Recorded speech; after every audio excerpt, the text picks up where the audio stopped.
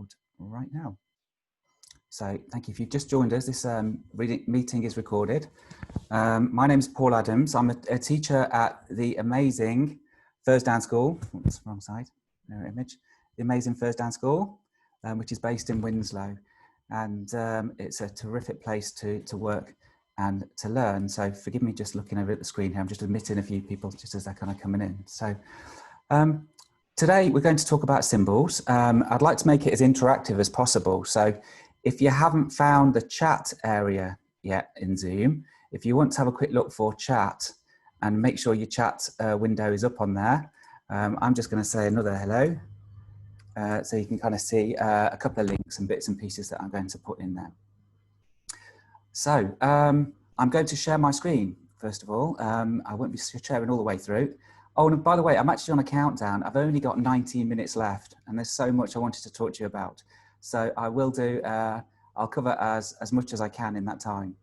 But right away, I'm going to share my screen. So, and share.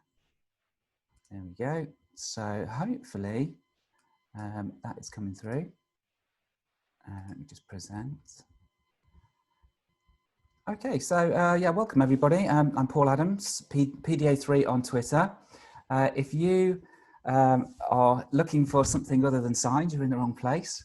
And signs and symbols, I should say, because today we're going to be talking about the use of symbols, in particular, thinking about non-readers in classrooms and other places around school.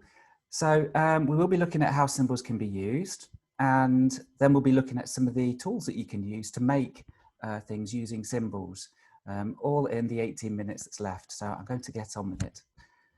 Now, if I'd just like you to imagine for a moment or two what it's like to be a non-reader. So we have here if we've got anybody Swedish, by the way, listening or joining us here, then you'll find this quite easy. But for everybody else, this is a sentence that is in Swedish. So what I want you to do is just have a little go and see if you can interpret it in any meaningful way. Maybe you want to type what you think the sentence says in the chat, which I can't currently see because I'm presenting the screen. But I'll give you a few seconds just to flick over. I'm just going to have a quick go at it phonetically. Jagville, Flagger, and Siegel Flagplan, Medenjag, Atterglass. Okay, that was using phonic skills to read it, but in terms of what it means, I have got no idea. Well, at least I had no idea before I put the sentence in. So what I'm going to do now is just reveal a symbol or two. And this will hopefully show us that symbols can be quite useful in helping understand things.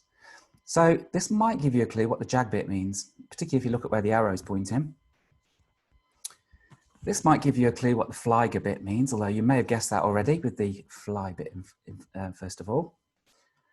The segel flyger plan is actually one of those.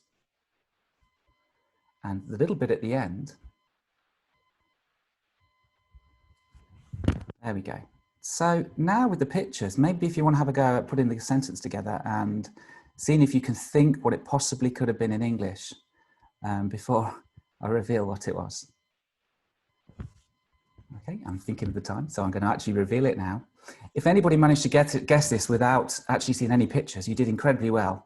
The sentence was actually, I want to fly a glider whilst eating ice cream. That's a common ambition around our way.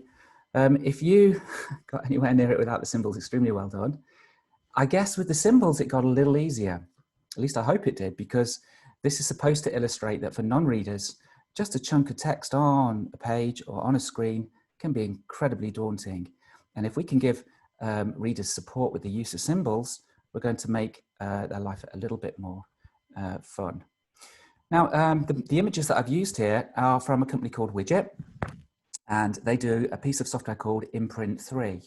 Imprint 3's available for Windows PCs and Macs, and it's very good for putting together documents using symbols. We're going to look at some other pieces of software today that do similar sorts of things. Before we do that though, I just want to have a little think about what a symbol is, what it means. And what I'd like us to do in the chat, if you could put in a few examples of Let's just see if I can get my Zoom back. A few examples. Forgive me just for a minute while I'm just getting back to the meeting. Stop share. I'm going to stop share just for a minute so I can type a chat message. Now, I'm going to put a link. It's in the chat, hopefully.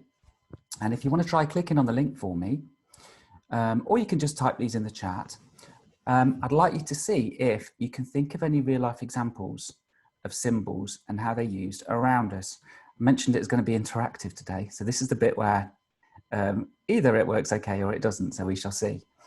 So I'm just sharing my screen again. It should have taken you to something like this. And I can see at the top, we've got 6 or 7 people joining. And if you want to, this is called Jamboard, by the way. If you want to add a symbol, you can click the picture there. And if you find a symbol that you like, you can choose it and put it in there. And we've got some people actually drawing their own symbols, which is really neat in our little collaborative whiteboard. If you're thinking, gosh, this is a bit hard, don't worry. You can just kind of watch the screen and see what people put in. Okay, so, oh, we've got a nice picture of some glasses up there by the looks of it. And I put the speed limit bit in there. Is there, thinking about, oh, we've got a danger word written in there. I wonder if we can put a danger symbol in. There we go, danger go. This bit of software is called Jamboard, by the way. And it's made by Google, and it means that we can all work on things at just the same time. So there we go. So it's a nice collaborative tool. And thank you to people who are drawing things and putting all sorts of symbols in there. It also works quite nicely with post-it notes, by the way. So you can put, this is a note. So even now the post-it note symbol we probably recognize as it's something that you actually write notes on. Brilliant. Thank you, everyone.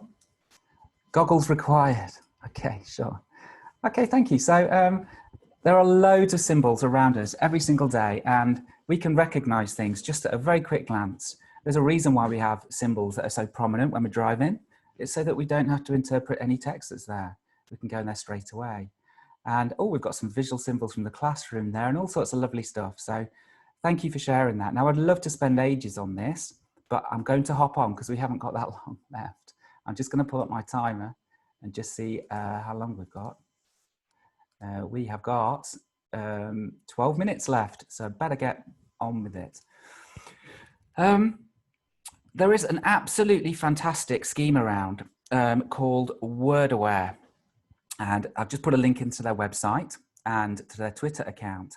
Now, WordAware is a scheme, or how can I describe it? Some publications, an organization that give guidance for teachers on how to specifically teach vocabulary. Now, at First Down School, we're a communication and an interaction specialist school. So teaching vocabulary is part and parcel of what we do in pretty much every lesson. So the WordAware approach is one that many of the teachers at our school use quite widely. Part of, again, if we could spend an entire 20 minutes at least on WordAware, but part of WordAware is when teaching new language, and new words, we encourage our children to come up with their own symbols. So if we're teaching a new word, we encourage our children to either by themselves or in pairs or with a little guidance from an adult to come up with a symbol that correlates to the word. Now, just a little bit of fun here, and we kind of had a little go at this a minute or two ago. I've got 3 words on here that I'd like you to have a quick go at seeing if you can come up with a symbol for. The words are mountain, believe it or not, it's the easiest one. Slightly trickier is school. And by far the trickiest one is want. And I'll just give you a few seconds. If you want to have a little play, because you like techie tools and all that kind of thing, I will put a link into the chat. Well, you can probably see it on the screen here. If you get a different tab up, if you go to whiteboard.fi/P7ZCD, and the password is exactly that, the P7ZCC, it should take you to a neat little tool called whiteboard.fi that allows you to give all your learners a whiteboard that they can doodle on. So I don't know if anybody's managed to get there just yet, but I will have a quick look. Oh, it looks like I've broken it. If we have to move on from this bit, don't worry. Room code. I think I might have just broken that little bit. never mind, we shall keep going. Okay, does anybody, if I stop sharing, if you've got some paper and pencils, if you want to have a little go for me at mountain or school or want, and if I stop sharing and go to this little grid view, if anybody wants to draw one of those symbols for us and share it on their screen, I'd be delighted to see it. Mountain's the easiest one, school's a bit trickier, and want is the trickiest of all. I'm just going to see how much longer I've got left. I've got 9 minutes. Oh no.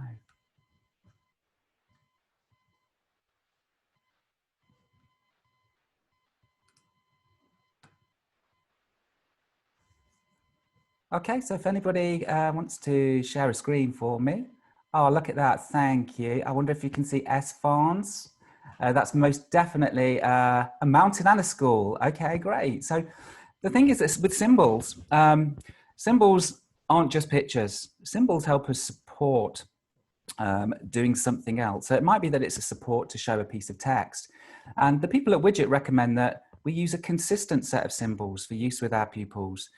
So for instance, when we looked at the little person pointing to themselves on the widget symbol, that person always looks the same in the widget symbols, and it just helps people recognize things. And as school's quite a hard symbol to draw, particularly to differentiate between a school and a building or a school and a library, if we've got a consistency, it means that we can have like a consistent symbol for building and then just tailor it a little bit for the school bit. But I am going to march on with my presentation again. I'm just going to share my screen and I'll see where we are up to. Okay, so word aware is definitely really recommended. Now, the next little tool I'm going to show you is, this is about now using some of the tools that we have in my 8 minutes left to make your own resources using symbols. And I mentioned Widget, which is just super, but the one that I'm going to show you now is called Text Help. Text Help make a product called Read and Write. And if you look up on just above my, I'm in Google Slides right now. In Google Slides, I've got Text Help Read Write installed for this browser. And I've got this lovely little picture dictionary here. And it's currently looking up Adams because that's the bit of text that's selected. But if we put in here, let's see what it finds for mountain.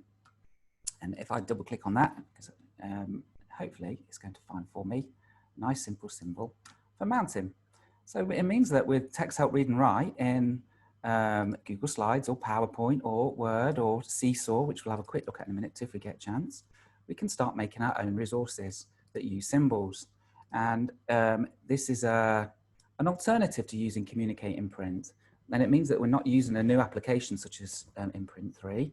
It means that we're using existing tools and just building symbols in there. And the symbol set that Text Help Read and Write is actually the same as the symbol set that you get with Communicate in Print 2 and 3. So there we go, there's the symbol for school. And you can see we've got a consistent building bit behind, but we've got the idea that there's a teacher there pointing. Now, I noticed that nobody had a go at the want, because want is such a difficult word to come up with a symbol for. And it's a very difficult word to explain what it actually means, let alone come up with a symbol. I think the symbol that is coming up here is, I kind of like this one really. And what's nice is you can make the symbols a wee bit bigger. You can resize, poster them, whatever you want to do with them. So I'll put the link in there for Text Help Read and Write. I'm just going to check how many minutes. Oh, doing all right, 6 minutes left. Brilliant. Okay, link to that. If you haven't seen, in fact, so many schools now have started using tools such as Seesaw, which is where children can have an electronic journal online, and they can do all sorts of stuff. So, oh, sorry, clicked the wrong one. I went to do drawing. So Seesaw is a super little tool. If you're teaching new vocabulary and you're asking children to come up with symbols to go with the words that you put in, it means that you can ask them to draw. And it even allows you to record. So you can record your voice, or the pupil can record their voice saying things. We can use those with Text Help Read and Write. We can use those symbols that we've just had here. If I wanted to put in, I've got to cheat a little bit with Seesaw, to be honest, because what I've got to do is find a tomato. And once I've found that symbol, I have to copy it. So I'm going to copy that image and hopefully paste it into Seesaw. Let me just get rid of that control. There is a hide control somewhere, but I can't see it. Let me move my window. There we go. Let's paste that in. Okay, so Seesaw does work really nicely with the text help read and write symbols, and it means you can really quickly make some terrific resources to go. And even if you're using, this is using Microsoft Word, so you can make posters for the walls, all that sort of stuff. And because I've got my text help read and write bar here, it means that I can use my symbols tool in here to put in my pictures. Oh, in fact, this is another one that's the text help read and write. They do have a Microsoft version. I'm actually using the Google version, but if you use the Microsoft version, it works without having to copy and paste it. But it means you can simplify all of your classroom resources if you need to, and make them so much more accessible for everybody. Next little slide that I've got in here, and I will share this presentation with you shortly, is the amazing Clicker, which is made by Cricksoft. Clicker's been around since I've been teaching, so that's what, 25 years, something incredible like that. But it's a terrific tool, is Clicker, and it's recommended for a lot of children on their EHCPs. It comes in various formats. I'm using the Clicker 8 here, the latest version. And I don't think you've got system audio here, but it does actually read what text says. But when my routine changes, I feel, and we can put in a symbol with the word to help children understand how they might be feeling. I don't know if you could hear that with the audio, but it does actually populate it. Sorry, it does use a child's voice to read it back as well. Now you can make your own symbols, and I'm going to have a go at doing happy and excited, although maybe I should have nervous now, because I can feel myself feeling a little nervous because I'm presenting and I've only got 4 minutes left or whatever. But with this Clicker set, I can actually edit it. So I can make my own symbols to go in here. And if I click the camera up on here, hopefully, any second now, I've got to do happy now.